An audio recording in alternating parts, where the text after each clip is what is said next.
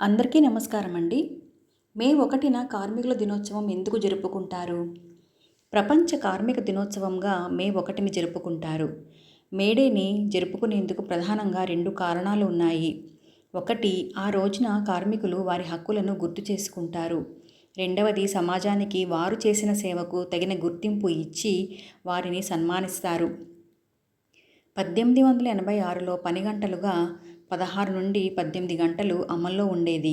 కార్మికుల శ్రమను యజమానులు దోచుకునేవారు. గంటల తరబడి పనిచేసే కార్మికులు అనారోగ్యం బారిన పడేవారు.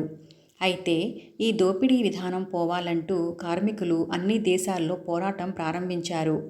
అమెరికాలోని చికాగో సిటీలో 2 లక్షల మంది కార్మికులు 8 గంటల పనిదినాన్ని డిమాండ్ చేస్తూ భారీ సమ్మెకు దిగారు. అంతేకాకుండా చక్కని పని వాతావరణం, తక్కువ వేతనాలు, బాల కార్మికులు వంటి అంశాలపై కూడా పోరాటం చేశారు. దానికి అక్కడ యాజమాన్యం వందలాది మంది కార్మికులను, పోలీసులను బాంబులతో దారుణంగా చంపేశారు.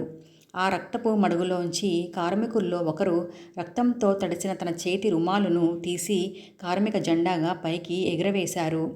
ప్రభుత్వం ఇక చేసేది లేక 1894లో కార్మిక దినోత్సవం ఏర్పాటు చేస్తూ ఆ రోజు సెలవుదినంగా ప్రకటించింది. భారత్లో మొదటిసారిగా 1923 మే 1న కార్మికుల దినోత్సవం జరుపుకోవడం జరిగింది. 24 గంటలలో 8 గంటలు పని, 8 గంటల విశ్రాంతి, 8 గంటల వినోదం అన్నవి ఆ పోరాటం ద్వారా కార్మికులు సాధించుకున్నారు. అనేక మంది తమ ప్రాణాలను అర్పించి శ్రమ దోపిడీపై విజయం సాధించారు. అప్పటి నుండి మే 1న అంతర్జాతీయ కార్మికుల దినోత్సవంగా జరుపుకుంటారు. Thank you.